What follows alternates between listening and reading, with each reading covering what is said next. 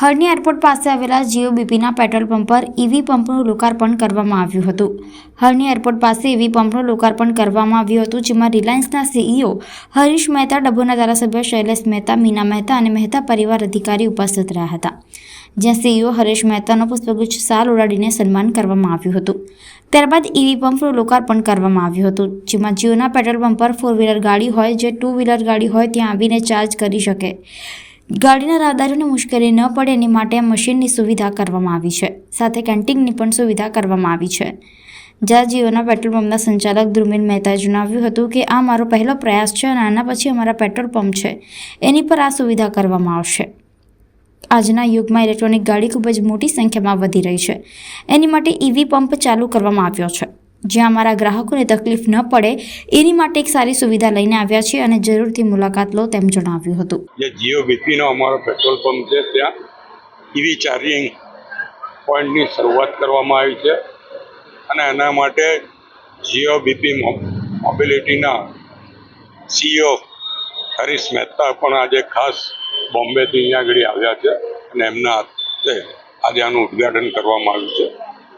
હું આપના મારફત વડોદરા શહેરના ખાસ કરીને પૂર્વ વિસ્તારના લોકોને જાણ કરીશ કે આ ઈવી ચાર્જિંગનો અહીંયા પોઈન્ટ છે એનો ઉપયોગ કરે.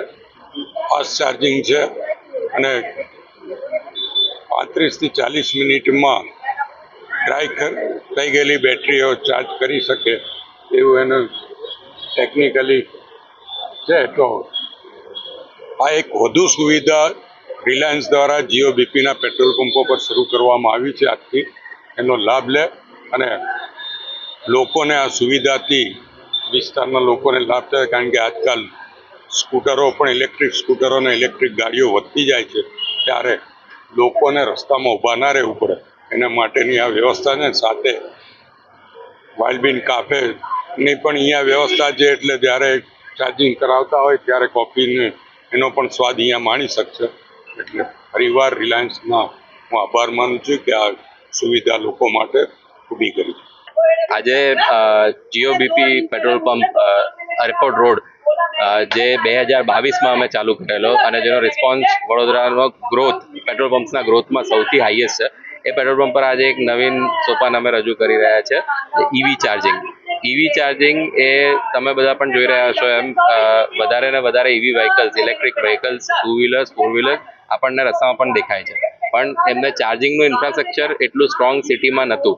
હવે દરેક પેટ્રોલ પંપ, જીઓબીપીના પેટ્રોલ પંપ પર ઈવી ચાર્જિંગની ફેસિલિટી ઉપલબ્ધ થશે અને શરૂઆત આપણા એરપોર્ટ રોડ પંપથી થઈ રહી છે.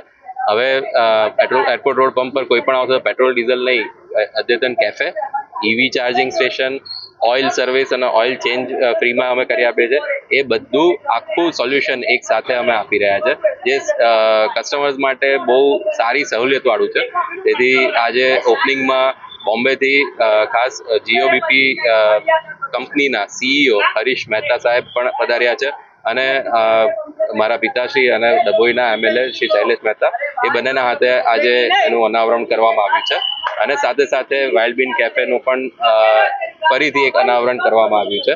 અને તે બદલ જે પણ અમારે આમંત્રણને માન આપીને પધાર્યા તે બધાને થેન્ક યુ. અને આપના માધ્યમ થકી વડોદરાની દરેક કસ્ટમરને અમે એક વખત જરૂરથી આવા કેફે અને ઈવી ચાર્જિંગ સ્ટેશનની મુલાકાત લેવા જરૂરથી આમંત્રણ